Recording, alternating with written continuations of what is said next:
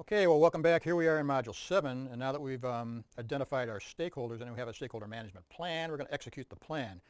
And now once it's executed, we're going to want to monitor it and control it. So here we are here. We're going to do 13.3, 13.4 in your PMBOK manual, which you should have in your hand.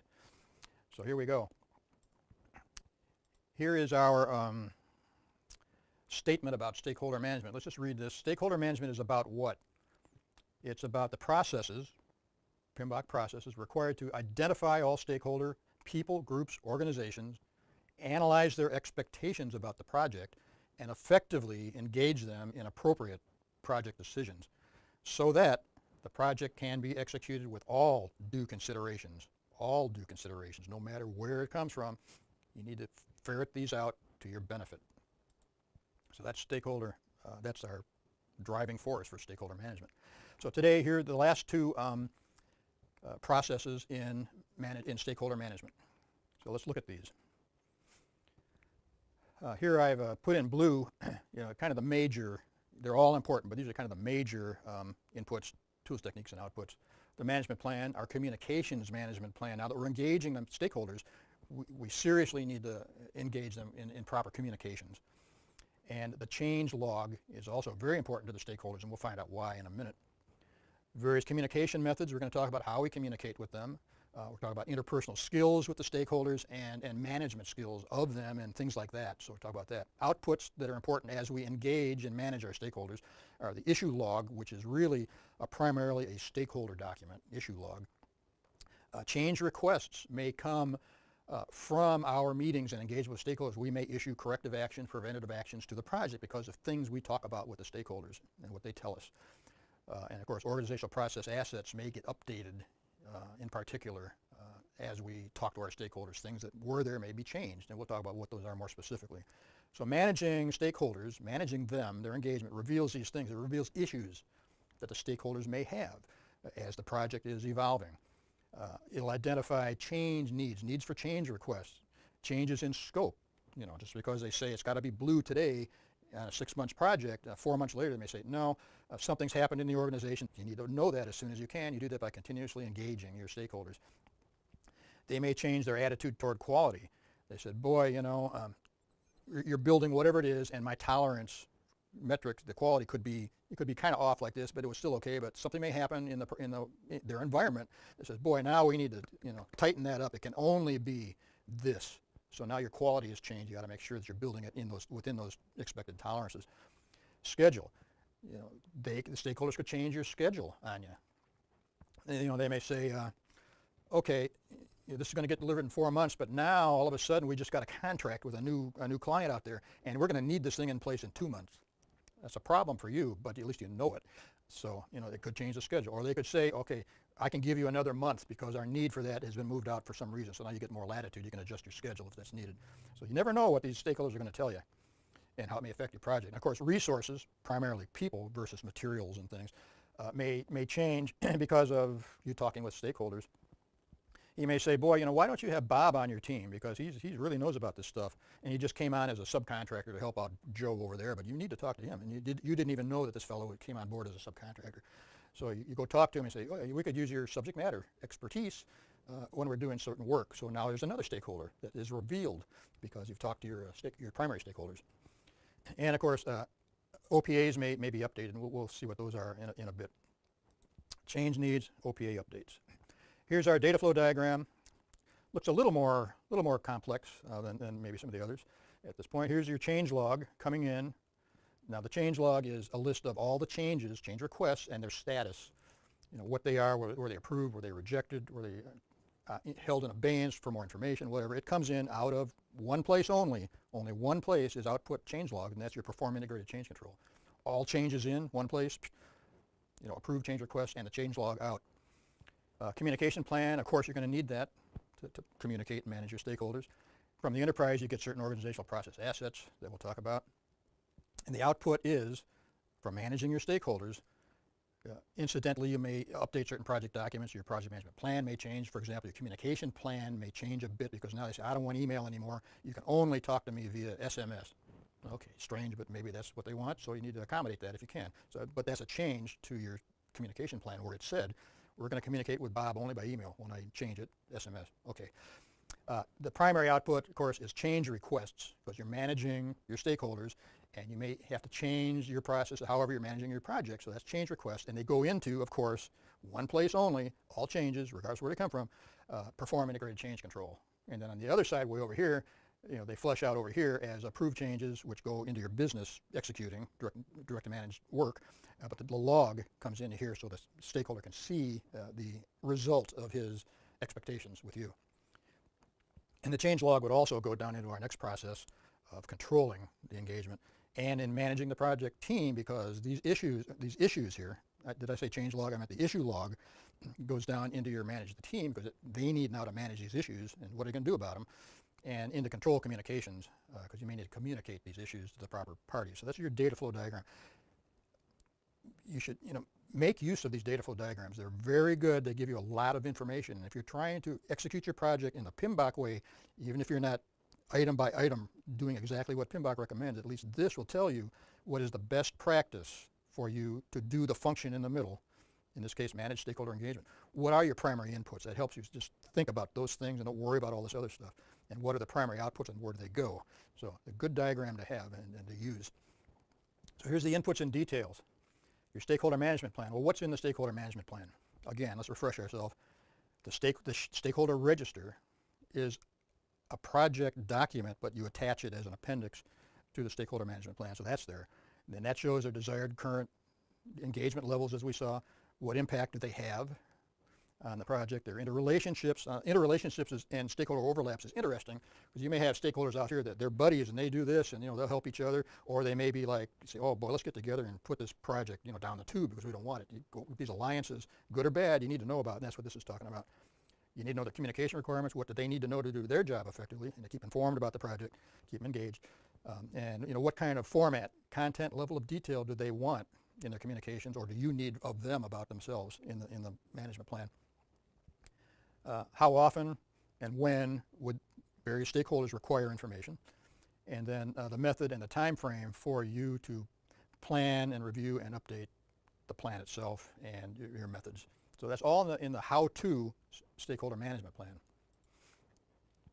Then we have the communication management plan, which we haven't talked about yet because that's another knowledge area that we'll get to. But let's say we have the communication plan in place. What's in there? Communication requirements, what information goes to who and why. You never want to send out information if it's of no value to somebody. So you're going to have many different ways and many different levels of communication with various stakeholders. You only give them what they want. When, for how long do you need to communicate things? Who's responsible for making the communications, for distributing it? If you have confidential information, you need to have somebody vet that and say, okay, this is okay, tell them that, and put your disclaimer on there. This is confidential, don't reveal this to anybody, under penalty of project manager. But you need to have that information, confidential information, covered. How you communicate it, what method. Escalation processes are part of communication plan. How would you escalate issues, that kind of thing. How your communication, how you refine it, update this plan. Constraints in communication, we need to communicate with Bob, but he's, permanently for, well, let's say 6 months over in Bangladesh, and they have really lousy phones over there, say, so we only have to, and he has a satellite phone because he's working on another project, so we need to communicate him via satellite phone. Whatever it is, what are the constraints and how do you communicate? You may have to have some flow charts too on how you do these things because they may get complicated. That's the communication management plan. The change log. Keep in mind here, the change log, which is the list of all change requests and their statuses, only are inputs to this process, nowhere else. It's only for the stakeholder benefit so they can see how the project is being changed. Okay? And organizational process assets, now we'll talk about those. You may have organizational communication requirements, like what methods they use and so on, phone, email, video conference. You can't use your own cell phone, BYOD, can't do that, whatever. Issue management procedures, because issues come out of stakeholders. You may have your own local issues in your project team. You have your own side issue sheet just for yourself. But officially, the issue log and issues come from stakeholders. That's what we're talking about here in issues with stakeholders. Change control procedures, changes happen. You get them from stakeholders. You need to follow your change control procedures, just like any change on the project. And of course, historical information will help you as you're trying to engage your stakeholder, what happened in the past. So we're going to come back here in a minute and talk about the tools and techniques when we manage our stakeholder engagement. Okay, let's talk about the tools and techniques that we can use to effectively manage our stakeholder engagement. Communication methods, obviously, is one way we can manage our engagement. Let's look at that. Could be any of these kind of things, whatever your organizational policy allows you to do. Email, social media, Twitter, Facebook, web conferencing with whatever tool might be appropriate. Video chatting is, of course, one way. Just hard copy, send them a hard copy memo one way, or of course one-on-one meetings, face-to-face is another, and there are other methods too, I'm sure. But you need in your communication plan and reflected in your stakeholder plan is how you're going to communicate with these people. Interpersonal skills come into play, obviously, as we manage our stakeholders, because you need skills to manage them properly. So you need a trust building. You need to build trust with any of the stakeholders. You need conflict resolution, like the example with the CIO going around your back. No, please don't do that. Here's why. This, if you have a problem, come to me and we'll work it out. Conflict resolution with anybody on your team, but in particular with stakeholders. If two stakeholders are going at it like this because of your project, you need to smooth that out somehow, negotiate, build a consensus on how to proceed properly. Active listening is certainly the key fundamental attribute that you need to have, and actually the stakeholders should have this also, is listen to you, you listen to them, so you can really pick out what they're saying to you. Because they're going to be talking in management language, and you need to translate that into project management actionable language, so you need to talk to them and listen to them very, very carefully. Requirements, changes, expectations, they can all be detected just by listening to them. You may not even ask the question directly, but you say, how's it going today? Our project's pretty well on track. And they'll say, yeah, this is great. I'm glad we did this, and maybe I've been thinking though, it might be better if we did this, or what do you think about this? You say, well, what do you think about that? You talk about it, and maybe a change comes out of it, or maybe not. But you need to listen and don't overlook anything that may come back and bite you later when you deliver the product. And you said, well, we talked about this. You said, well, yeah, you didn't really say you wanted it. So if they talk about it and there's any chance at all that they may really want something, but they're not saying, say, do you really want to do this? And then I'll say, yes or no. So work on that, active listening. And overcoming a resistance to change, he may say, we need to have this. Well, we're pretty late in the game. This is going to cause some problems in our schedule if you really want this change. He said, no, I got to have it, got to have it. Okay, well, get your own personal issues aside and work with it. Okay, here's what we're going to do, and here's how it will impact the project. Would you approve that if it happens? Yes, I'd approve that. So just overcome your own personal resistance. And again, PMBOK, the Appendix X3, it lists a wide variety of interpersonal skills that you should have or try to have and improve if you have them. So interpersonal skills, working with stakeholders, is critical. You need management skills too, with the stakeholders. You need to be able to coordinate between people that need to be coordinated. You need to harmonize, do the conflict resolution, or at least if there's no conflict, at least just make sure everybody's like with you and on board with you with what's going on the project. Similarly, facilitate consensus between people, so you don't have factions, wanting one thing and wanting another and not getting anywhere with it and just wasting time. Come to get a consensus using your interpersonal skills to do so. You want to influence people, like you want to change their contribution from a resistor to a supporter, or a resistor to a neutral, or neutral to a leader, or whatever it is. Influence them. That's a skill, management skill. Negotiate agreements between people. Okay, you want this, blah, blah, blah. Do we agree on this now? So you've done a lot of things, not individually stuff, but you've done like negotiate and influence and facilitate and harmonize. You've done all these things at once. But you need to do these things, have these skills to be able to work with your stakeholders in that manner.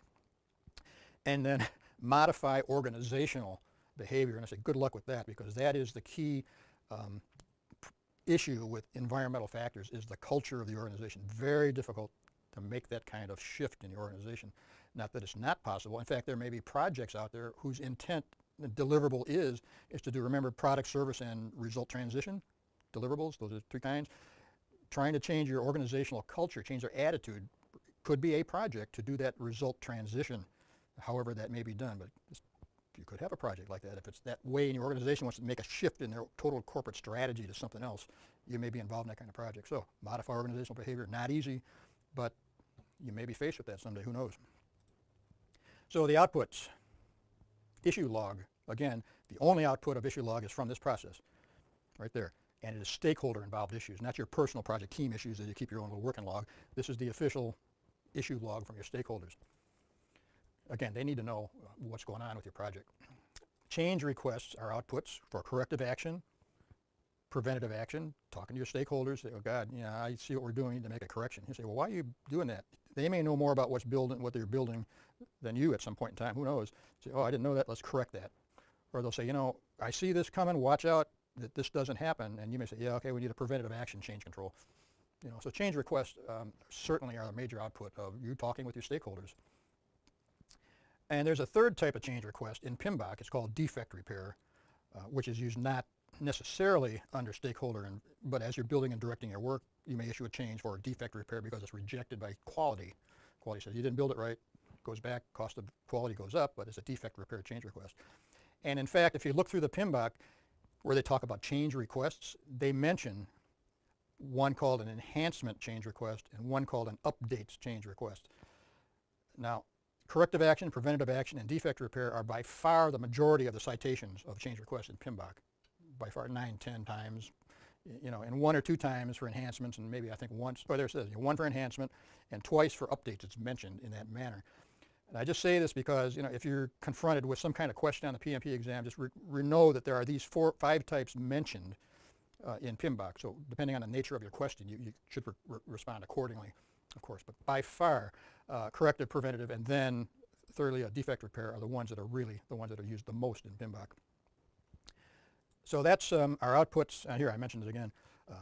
Approved change requests only mention corrective, preventative, and defect repair. But the raw change request that goes into perform change control are of all those 5 types. So just keep that in mind. So that is the outputs, and that is managed stakeholder engagement process. Oh, the PM plan updates. You may update your stakeholder management plan as a primary update to your plan from this process. Project documents, the stakeholder register itself. Now remember, stakeholder register, project document versus your plans and your baselines that are in your PM plan. And finally, organizational assets that you may update, you know, how you notify your stakeholder, notifications, project reports go in there, project presentations will go in there, project records, of course, as we know, go in there.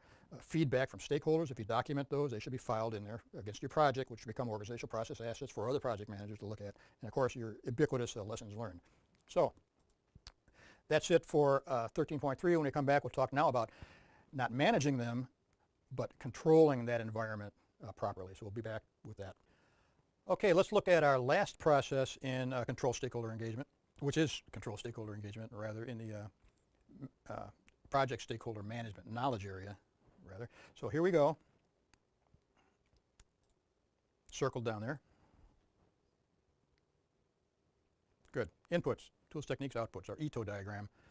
Again, what I consider the major, really the most important items here are in blue. So the issue log that was an output from our managing stakeholders' expectations, our engagement, is now an input to control. So now that we've managed those people, talked to them, they've given us their issues, we've documented that. Now we need to, what are we going to do about it? So we're into control, which is a monitoring and controlling process group, whereas managing them, the prior activity was an executing. We're executing. So now we're doing this. Okay, and also we have our work performance data. Comes in, this is the raw data now that's coming in from other sources, not from our managed stakeholder, but from other processes, in particular executing the project and building the deliverables come in as data, which we may need to control and work with the stakeholder on. And the outputs then are information that go out to various groups, and change requests may come from our control too. We may see things in the data or in the log that prompt change requests, preventative, corrective actions. So stakeholder issues come in, work performance data, converted into information and change requests. That's the primary function of this process activity.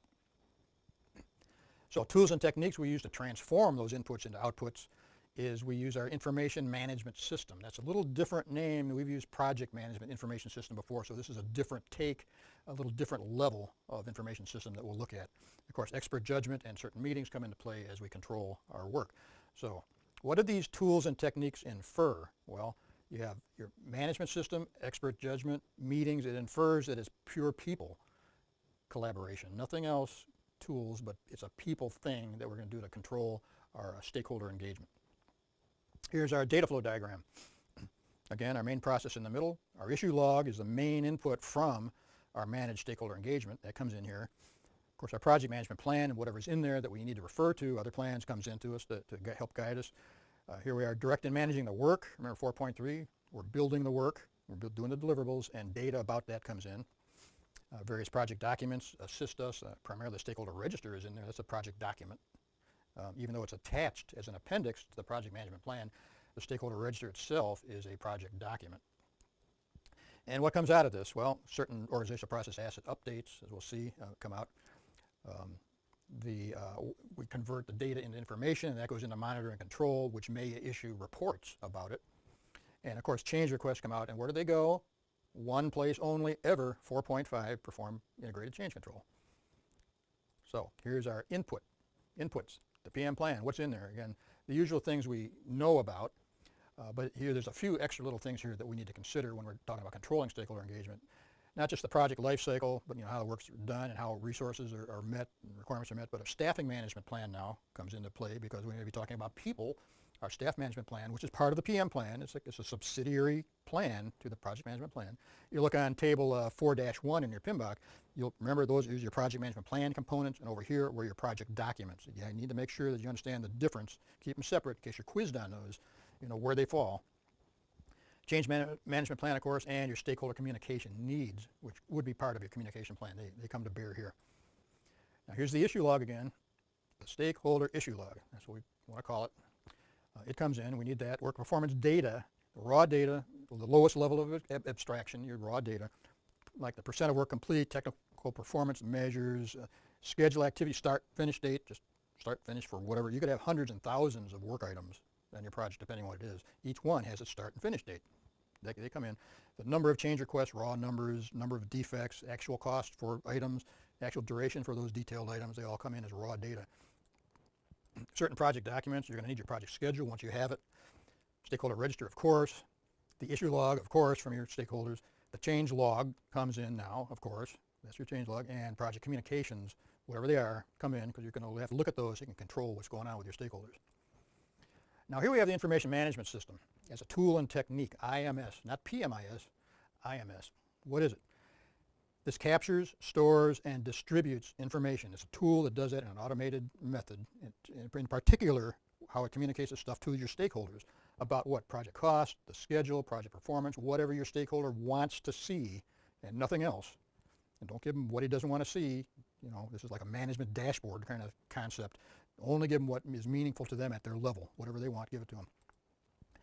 Now, here we go here. There are also, remember, we've already talked about the project information management system.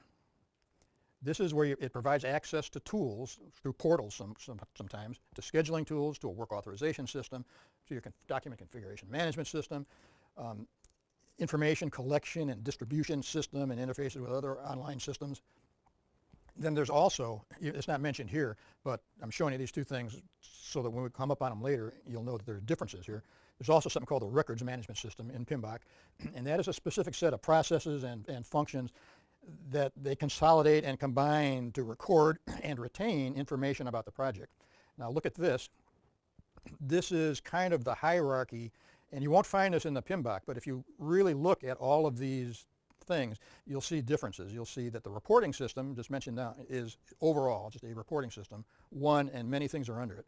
You'll have your information management system that we talked about, where it stores and distributes information, automated stuff, and then you got your project management information system under it that do the specific project management stuff, and then lowest level is your records management system, as explained down here, where it manages the documents of the project under the project management system, which is part of the main distribution system and that kind of thing.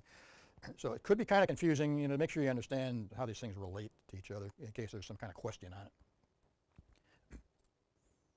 Okay, so here is our expert judgment. It's part of a tool, calling the people you need to help, and how can we best communicate, how can we control the stakeholders, how can we deal with these inputs we have. And then, of course, meetings, have your meetings. And in a minute, we're going to talk about the outputs of all these inputs and tools and techniques. Okay, well now we're going to wrap up the project stakeholder management knowledge area with this last process, which is 13.4, controlling your stakeholder engagement. So the outputs, now we've talked about the inputs and the tools and techniques. Here are the outputs after transforming your inputs through tools and techniques. Your work performance data is converted into information, and what kind of stuff might that be? Controlling processes, performance data, a status of deliverables, the actual status of the deliverables, not just that we've created one, well, what's the status of it. Change request, implementation status, this was approved, it's partially implemented, versus your data that says, well, we have 1, 2 change requests. Okay, now we have some meaningful data. Forecasts now, because of your costs, your data says this costs this much, this thing costs this much, it took this long to do, it took this long to do. Okay, now we can forecast, we can trend it, forecast over time, and that's meaningful information now that where you can use to control, we're in control your project, control your stakeholder engagement so that you can work with your stakeholders, say, look, look at this graph, we're getting out of whack, let's make a change, whatever it is, now you have data converted into useful information for your stakeholders, derived from your data. Also, there may be change requests resulting out of this in order to best control your stakeholder engagement. You get these things from your stakeholder interactions that we did in the prior process in managing your stakeholders, and you may have recommended corrective actions or preventative actions as a result of this, and this is under control because, again, we're in the monitoring and controlling process group, whereas the prior process, when we were managing our stakeholders, we were under executing, we were doing things, we were managing them, doing them, and now we're controlling that based on what we found out in the doing. Your PM plan may require updates to many of their subsidiary plans. Change management, communication, the cost plan, human resource procurement, and basically almost all of them, but there's a lot of them, they're not all of them, but these are the ones that may be most impacted by your controlling your stakeholder engagement. And remember, not limited to, maybe more, or maybe less, but these are the most likely components of your plan that could be affected by your controlling your stakeholders. Project documents. Of course, the key ones, you may adjust your stakeholder register now for whatever reason. Your rankings, how you want your influencers to be placed or your stakeholders to be placed, unaware, resistor, leader, whatever comes out of your managing them would result in your controlling them in this manner and updating your log. And of course, your issue log is what comes out of from your stakeholders. And you need to deal with your log under control. Organizational assets, a little more than usual here. The way you notify stakeholders of things and the actual notifications end up in your project file, which would eventually end up in your process assets. All your project reports, of course, end up in your process assets, project status, lessons learned, issues log, phase or project close reports, that's all documentation, process assets. Any presentations you may make, you archive those. You may archive them at the end, but at one point in time, you need to update them in your organizational databases and files. All project records, all correspondence, all memos, all meeting minutes, everything is part of the assets that get updated in the files, proper files. Feedback from stakeholders are documented, they go in your files, and of course lessons learned, of course. I don't know why many project managers don't do lessons learned. They just try to keep it in their brain, but that doesn't help them later necessarily, and it certainly doesn't help another project manager, so you need to document the lessons learned, get them there as outputs. So that wraps up our stakeholder management knowledge area. So we know now how to identify our stakeholders, how to create a management plan around that, okay, then how to execute that management plan by talking with our stakeholders continuously under managing them, and then whatever the result of that management effort is, we put our control activities to bear so that we can deal with those things and resolve them one way or the other through change requests or whatever. So that stakeholder management is key importance. That's why we're doing it second. That's why it's the second of 2 initiating processes. So now that we're done with that, we're still not going to sit down in front of the PC and whip up a project schedule. No, not yet, because again, we don't know at this early stage what it is we're trying to do, what we're trying to build. So we have a high level in the project charter, but we need to refine that tremendously, primarily via work breakdown structure, so we know exactly what the team is going to be building and when and who and how much. So we're going to do that later. But right now, we've got to get our project team together, because technically, in the way we're doing things, and even in real life, up early, we don't have a team necessarily. So now we've got to go out to human resources, acquire the team, train them, and then plan how to assess them and manage them properly. So we're going to do that in Module 8 when we come back.